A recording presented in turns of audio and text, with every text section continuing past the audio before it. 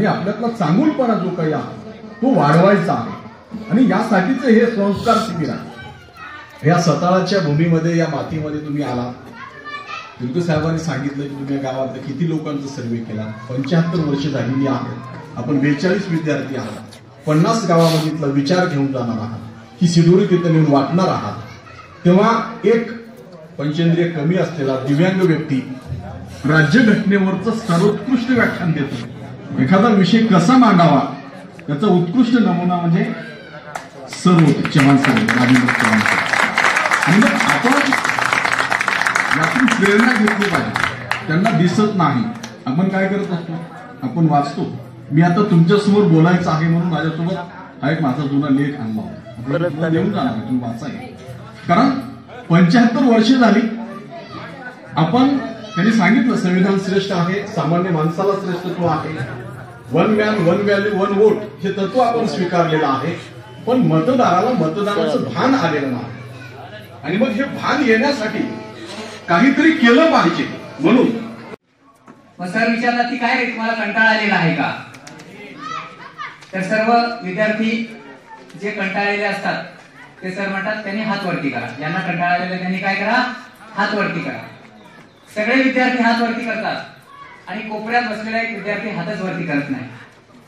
सरांना खूप आनंद होतो की सगळे जरी विद्यार्थी निरुत्साही असले तरी निदान एकतरी विद्यार्थी उत्साही ऍक्टिव्ह आहे। आणि म्हणून त्याला सर विचारतात काय रे तुला कंटाळा आलेला नाही का? तो म्हणतो सर मला एवढा कंटाळा आलेला आहे, एवढा कंटाळा आलेला आहे की मी हातही वरती करू शकत नाही। तसं काही तुमचं झालेलं आहे का? ओके, तर राष्ट्रीय सेवा योजनेचं शिबिर या ठिकाणी चालू आहे आणि त्या निमित्तानं मी आज तुमच्याशी संविधान आणि मूलभूत कर्तव्य याच्या संदर्भात बोलणार आहे।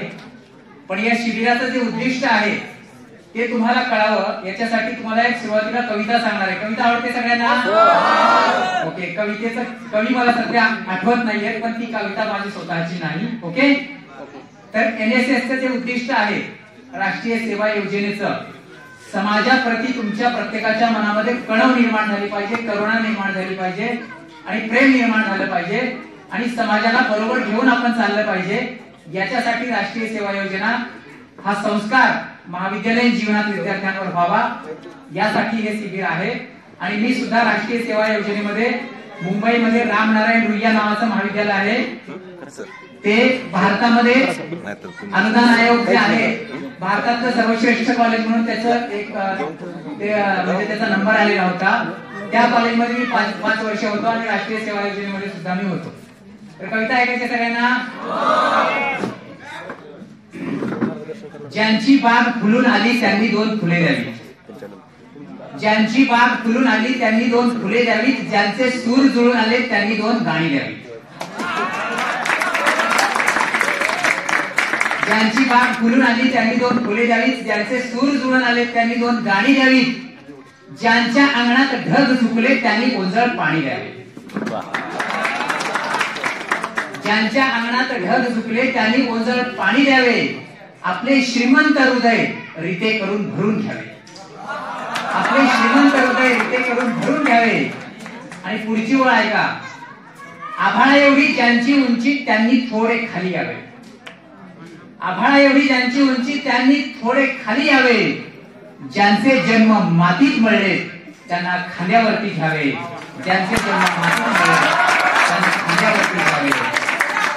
तर मित्रांनो, राष्ट्रीय सेवा योजनेचं जे काम आहे, ते जे प्रशिक्षण आहे, ते जे काही फील्डवर्क असतं, ते समाजामध्ये जे तळागाळातले लोक आहेत त्यांना बरोबर घेणं आणि त्यांना सुद्धा आपल्या उंचीवर आणण्यासाठी हे आहे। याच्यासाठी माझ्या विषयाशी सुसंगत नसताना सुद्धा ही कविता मी तुम्हाला तुमच्या समोर सादर केलेली आहे, कारण या शिबिराचं उद्दिष्ट ते आहे। बरोबर आहे? ऐकायला येतं सगळ्यांना? तर मित्रांनो, भारतीय राज्यघटना, नियमांचा नियम, कायद्यांचा कायदा आणि आपणच आपल्याशी केलेला वायदा म्हणजे राज्यघटना। नियमांचा नियम, कायद्यांचा कायदा आणि आपणच आपल्याशी केलेला वायदा म्हणजे संविधान। संविधान म्हणजे सर्वश्रेष्ठ विधान, विधान याचा अर्थ कायदा, आचरणीय असा राष्ट्रग्रंथ म्हणजे संविधान. संविधान काय आहे? आचरणीय असा राष्ट्रग्रंथ आहे. राष्ट्राची उभारणी कशी करावी, नवीन राष्ट्र कसं निर्माण करावं, हे ज्या ग्रंथामध्ये मांडलेलं आहे डॉक्टर बाबासाहेब आंबेडकर आणि त्यांच्या सहकार्यांनी. आणि म्हणून आचरणीय असा राष्ट्रग्रंथ म्हणजे संविधान, राष्ट्राची आधारभूत नियमावली म्हणजे संविधान, राज्य करण्याचा सिद्धांत म्हणजे संविधान. संविधान हा देशाचा सर्वोच्च आणि मूलभूत असा कायदा असतो. आणि सध्या आपण 26 नोव्हेंबर 1949 ला संविधान स्वीकारलं आणि 26 जानेवारी 1950 ला ते लागू केलेलं आहे. आणि त्याचा सध्या आपण अमृत वर्ष साजरा करतोय. कसलं वर्ष अमृत वर्ष साजरा करतोय? म्हणजे 75 वर्ष या संविधानाला झालेली आहेत. आपलं संविधान हे मनुष्य केंद्रीय संविधान आहे. म्हणजे सर्वात जास्त त्याला कशाला महत्व आहे? त्या संविधानामध्ये मनुष्याला महत्व आहे. कशाला महत्व आहे? आणि हे जे संविधान अर्पण करण्यात आलेलं आहे, इंग्लंडची राज्यघटना राणीला अर्पण करण्यात आलेली आहे, फ्रेंचची राज्यघटना राजाला अर्पण करण्यात आलेली आहे, पण भारताची राज्यघटना सामान्य माणसाला अर्पण करण्यात आलेली आहे. यावरून सामान्य माणूस किती महत्वाचा आहे, सामान्य माणूस किती महत्वाचा आहे.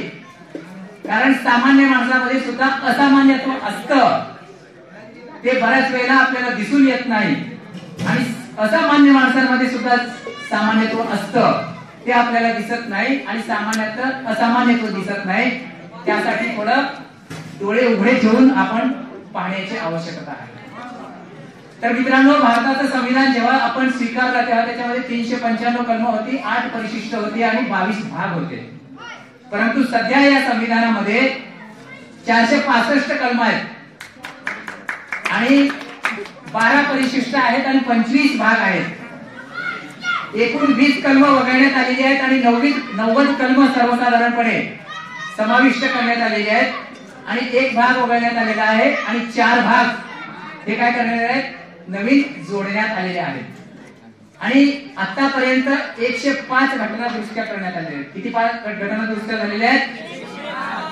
म्हणजे काळानुसार माणसाचे प्रश्न बदलतात, गरजा बदलतात, त्याप्रमाणे कायदा देखील बदलला पाहिजे. यासाठी भाग 20 मध्ये 368 मध्ये आपल्याला घटना दुरुस्ती करता येते. लक्ष आहे तुमचं सगळ्यांचं? ओके. तर मित्रांनो, एक जनरल नॉलेज म्हणून तुम्हाला सांगतोय मी, अमेरिकेच्या राज्यघटनेमध्ये 7 कलमं आहेत. किती कलमं आहेत? त्याच्यानंतर फ्रेंचच्या राज्यघटनेमध्ये 89 कलमं आहेत. जपानच्या राज्यघटनेमध्ये 103 कलमं आहेत. पाकिस्तानच्या राज्यघटनेमध्ये 280 कलमं आहेत. चीनच्या राज्यघटनेमध्ये 138 कलमं आहेत. कॅनडाच्या राज्यघटनेमध्ये 147 कलमं आहेत आणि ऑस्ट्रेलियाच्या राज्यघटनेमध्ये 128 कलमं आहेत. एक जनरल नॉलेज म्हणून लक्षात ठेवा. तर मित्रांनो, ही जी राज्यघटना आहे आपली, ही काय आहे? राज्यघटना. तर ही राज्यघटना लागू करून आता 75 वर्ष पूर्ण झालेली आहे. नागरिक आणि शासन यांच्यामध्ये समतोल निर्माण होण्यासाठी राज्यघटना खूप महत्वाची असते. राज्यघटना 2 प्रकारच्या असतात, लिखित राज्यघटना आणि अलिखित राज्यघटना.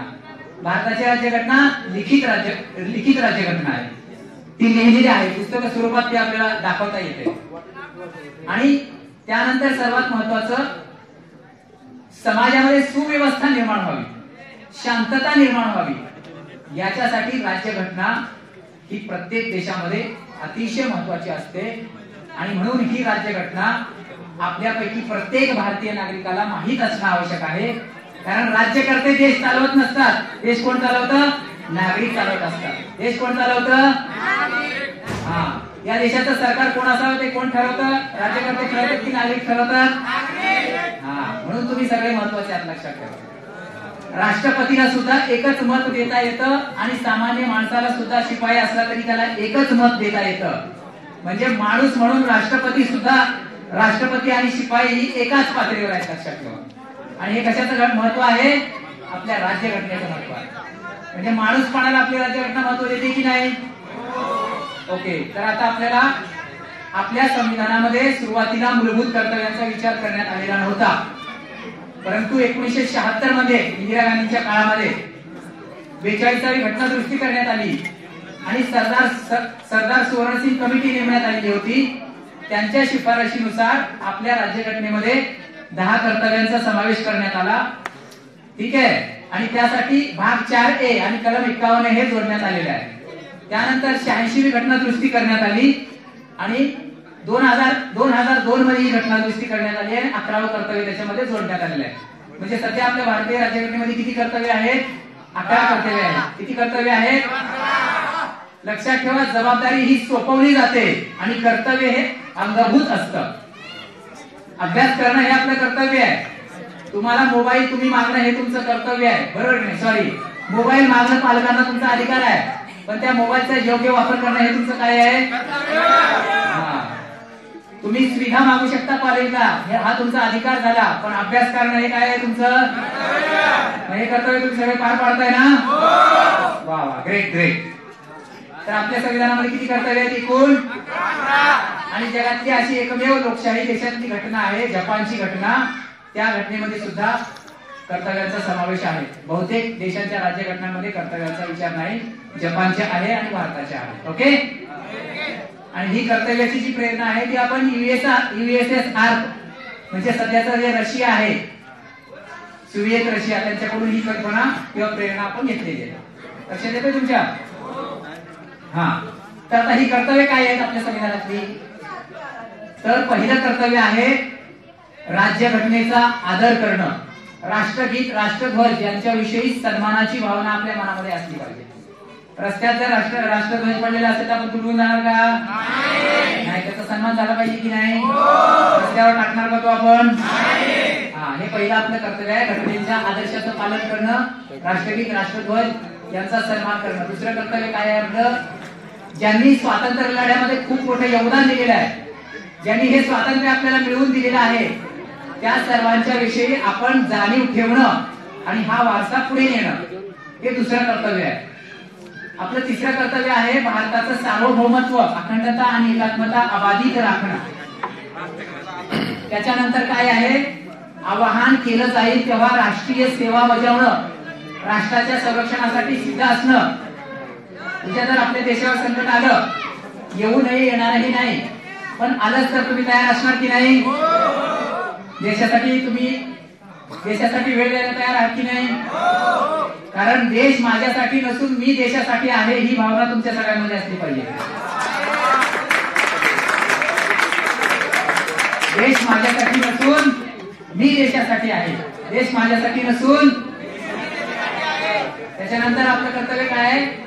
जात, धर्म, प्रदेश, वर्गीय भेदाच्या पलीकडे जाऊन बंधुभावाची भावना निर्माण करणं, स्त्रियांना हानिकारक ठरणाऱ्या प्रथा नष्ट करणं आणि स्त्रियांचा सन्मान करणं. स्त्रियांचा सन्मान करणार की तुम्ही सगळे? स्त्रीने सुद्धा स्त्रीचा सन्मान केला पाहिजे आणि पुरुषांनी सुद्धा स्त्रीचा सन्मान केला पाहिजे, बरोबर? त्याच्यानंतर आपल्या देशामध्ये अनेक संस्कृती आहेत की नाही? त्या सर्व संस्कृतीविषयी आपल्या मनामध्ये आदराची भावना असली पाहिजे. आपली संस्कृती महत्वाची आहे का? आपली पण आहे आणि दुसऱ्यांची पण आहे, बरोबर? त्याच्यानंतर पर्यावरणाचं रक्षण, प्राणी असतील, झाडं झुडपं असतील, या सगळ्यांविषयी आपल्या मनामध्ये प्रेमाची भावना असायला हवी. कारण पर्यावरणाचा समतोल ढासळल्यामुळे आता हवामान बदललेलं आहे. पाऊस पडतोय का वेळेवर? दुष्काळ आहे की नाही आपल्याकडे? ग्लोबल वॉर्मिंग हा शब्द ऐकलाय का? लक्षात ठेवा, वातावरण बदललेलं आहे. त्यासाठी पर्यावरणाचं रक्षण करणं आणि पर्यावरणाची हानी आपल्याकडून होणार नाही याची काळजी घेणं हे भारतीय संविधानामध्ये एक कर्तव्य मानलं गेलेलं आहे. त्यानंतर वैज्ञानिक दृष्टिकोन, जिज्ञासा वृत्ती, मानवतावाद आणि सुधारणावाद यांचा विकास करणं. वैज्ञानिक दृष्टिकोन म्हणजे काय आहे? तर सत्याचा शोध घेणं. काय घेणं? आणि प्रत्येक गोष्ट तपासून पाहणं. आपण बऱ्याच वेळेला सगळ्या गोष्टींवर आंधळेपणाने विश्वास ठेवतो, तर प्रत्येक गोष्टीकडे आपण डोळसपणे पाहिलं पाहिजे. बघा, एक मंदिर होतं आणि त्या मंदिराची एक जत्रा होती. देव होता, डोंगरावर मंदिर होतं. कुठे होतं मंदिर? आणि त्या मंदिरात देव होता आणि त्याची जत्रा होती. तर सगळे जत्रेला चाललेले होते आणि सगळे गर्दी खूप होती. तर चप्पल वरती आपण मंदिरात नेतो का? तर चप्पल खाली ठेवायची प्रथा होती. तर सगळे पाया पडायला जाताना चप्पल खाली ठेवायचे. तर एका माणसाची चप्पल नवीन होती. कशी होती? त्याला वाटलं की ही चप्पल कुणी ना कुणी घेऊन जाऊ शकतं. हा, मग ठेवायची कुठं? तर त्याने काय केलं, एका झाडाखाली चप्पल ठेवली. हा, आणि ती कुणालाही दिसू नये म्हणून त्याच्यावर काही फुलं टाकली. काय टाकले? हा, तर मग झालं काय, त्या जत्रेला येणारा प्रत्येक माणूस जो होता त्याला वाटायचं ह्या ज्या चपला तिथे ठेवलेल्या होत्या ना, इथं सुद्धा देवच आहे. तोही फुलं व्हायचा आणि तोही त्याच्या पाया पडायचा आणि मग वरती मंदिरात जायचा. मला सांगायचा अर्थ काय होतो? आपण तपासून पाहिलं का? बरोबर आहे की नाही? आंधळेपणाने विश्वास ठेवणार का तुम्ही? तर आपण प्रत्येक गोष्ट तपासून घेण्याची आवश्यकता असते, त्याला वैज्ञानिक दृष्टिकोन म्हणतात. त्यानंतर सार्वजनिक मालमत्तेचं रक्षण करणं आणि हिंसेचा त्याग करणं हे आपलं कर्तव्य लक्षात ठेवा. कुठल्याही हिंसक गोष्टींना आपण समर्थन करता कामा नये किंवा त्याचा बळी आपण होता कामा नये. आणि ज्या बसमधून आपण प्रवास करतो, ज्या ट्रेनमधून आपण प्रवास करतो, आता हे रस्ते हे सगळं हे आपलं आहे, नागरिकांचं आहे. त्याचं नुकसान करायचं का आपण?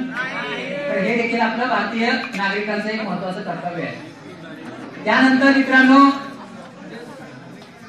महत्वाचं कर्तव्य असं आहे की नाविन्यपूर्ण उपक्रमांचं आता इथं जसं आयोजन केलेलं आहे, आयोजन करून वैयक्तिक आणि सार्वजनिक क्षेत्रामध्ये स्वतःला उच्च पातळीवर नेणं, म्हणजे स्वतःची प्रगती करणं आणि राष्ट्राची प्रगती करणं, हे देखील एक आपलं कर्तव्य आहे. आणि 11वं कर्तव्य आहे, पालकांनी 6 ते 14 वर्षापर्यंतच्या मुला मुलींना शिक्षण देणं. ही 11 कर्तव्य आहेत. त्याचं पालन करणार की नाही आपण? पण या कर्तव्यांच्या यादीमध्ये मतदान करणं, कुटुंब नियोजन आणि कर भरणं या कर्तव्यांचा समावेश नाही. परंतु तरी देखील ही कर्तव्य आपण पार पाडलीच पाहिजेत. काय केली पाहिजेत? हा, कर्तव्य महत्वाची काय आहेत? आपल्या सगळ्यांना आपले हक्क माहिती असतात, कर्तव्य माहिती असतात का? नाही. आपल्याला कर्तव्य माहिती, आपण या देशाचे जागरूक नागरिक आहोत, बरोबर की नाही? तर कर्तव्य का महत्वाचे आहेत? तर हक्कांबरोबर आपल्याला कर्तव्याची जाणीव झाली पाहिजे. आपली जबाबदारी काय आहे? त्यानंतर राष्ट्रीय मालमत्ता असेल किंवा राष्ट्रध्वज असेल, राष्ट्रध्वज आपण जाळता कामा नये किंवा राष्ट्रीय संपत्तीचं आपण नुकसान करता कामा, याची जाणीव देण्यासाठी ही कर्तव्य महत्वाची आहे. त्यानंतर राष्ट्रीय उद्दिष्टांच्या पूर्ततेमध्ये आपण प्रेक्षक नाही आहोत, आपली एक सक्रिय भूमिका असते, बरोबर की नाही? आपण फक्त बघे आहोत का? तर आपली सक्रिय भूमिका असली पाहिजे, आपला सहभाग असला पाहिजे, बरोबर की नाही? ही जाणीव घेण्यासाठी कर्तव्य महत्वाची आहे. आणि त्याच्यानंतर प्रत्येक भारतीय नागरिकांमध्ये शिस्त आणि बांधिलकीची भावना निर्माण व्हावी, याच्यासाठी कर्तव्यांचं महत्व आहे.